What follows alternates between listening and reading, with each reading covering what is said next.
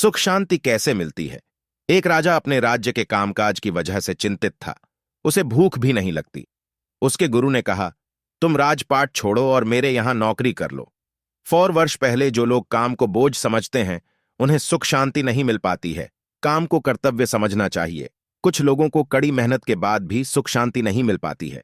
जो लोग काम को बोझ समझकर करते हैं उनका मन अशांत ही रहता है। इस संबंध में एक लोक कथा प्रचलित है। पुराने समय में एक राज्य में अकाल पड़ीडीएच गया। वहां के राजा को बहुत नुकसान हुआ। उसे प्रजा से लगान नहीं मिल पाया। राज्य चलाने के लिए राजा के धन भी नहीं बचा था।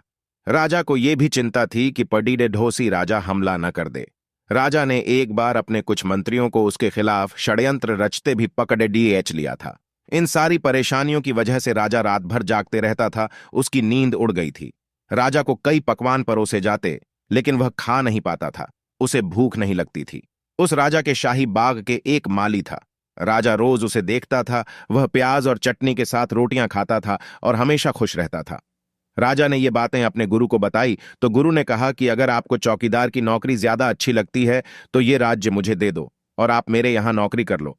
मैं तो ठहरा साधु, मैं आश्रम में ही रहूंगा, लेकिन इस राज्य को चलाने के लिए मुझे एक नौकर चाहिए।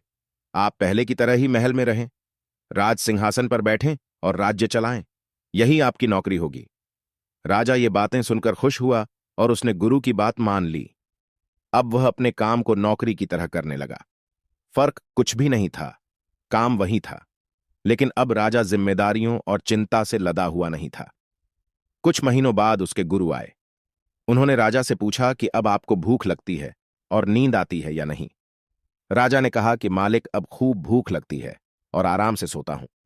गुरु ने राजा को समझाया कि सब कुछ पहले जैसा ही है, लेकिन पहले तुमने जिस काम को बोझ समझ रखा था अब सिर्फ उसे अपना कर्तव्य समझकर रहे हो। हमें यह जीवन कर्तव्यों को पूरा करने के लिए मिला है, किसी चीज को अपने ऊपर बोझ की तरह लादने के लिए नहीं मिला है। काम कोई भी हो, चिंता उसे और ज्यादा कठिन बना देती है। जो भी काम करें उसे अपना कर्तव्य समझकर ही करें। इन बातों का ध्यान रखने पर ही हमारे जीवन में सुख शांति बनी रहती है।